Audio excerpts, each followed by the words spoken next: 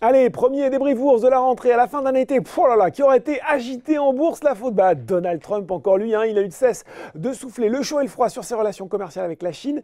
Qu'on en juge, petit retour sur vendredi, la Chine qui annonce de nouvelles surtaxes de 5 à 10% sur 75 milliards de dollars de biens américains. Le président américain qui contre-attaque en affirmant que les États-Unis allaient relever encore 5 points de pourcentage supplémentaires les droits de douane imposés sur 550 milliards de dollars de produits chinois importés. Et puis ce matin, voilà l'appel au calme du vice-premier ministre chinois Liu He et le ton plus mesuré du président américain ont rassuré les investisseurs.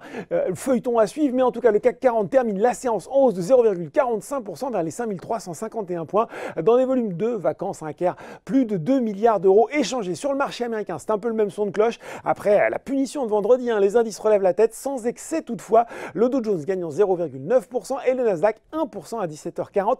À noter la hausse de 3% de Bristol Myers Squibb.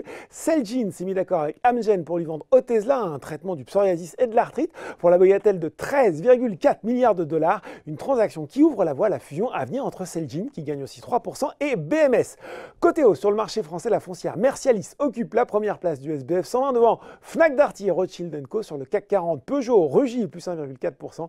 Ça va bien aussi pour les valeurs bancaires avec la progression de BNP Paribas et Société Générale. À noter aussi en légère hausse, plus 0,4%, Essilor Luxottica selon Reuters. Le fonds activiste Third Point a pris une participation capitale du leader mondial de l'optique. Côté baisse, cette fois-ci, Target et lanterne rouge du SBF 120, le spécialiste des revêtements de sol est pénalisé par Société Générale. Le bureau d'analyse de la banque a passé sa recommandation d'achat à conserver et a nettement abaissé son objectif de cours de 25 à 14 euros. Derrière, ça se replie aussi pour Technicolor, Biomérieux et CGG. Puis sur le CAC 40, le luxe pâtit logiquement des tensions commerciales avec Hermès et LVMH dans le rouge. Voilà, c'est tout pour ce soir, mais n'oubliez pas, tout le reste de l'actu éco et finance est toujours sur Boursorama.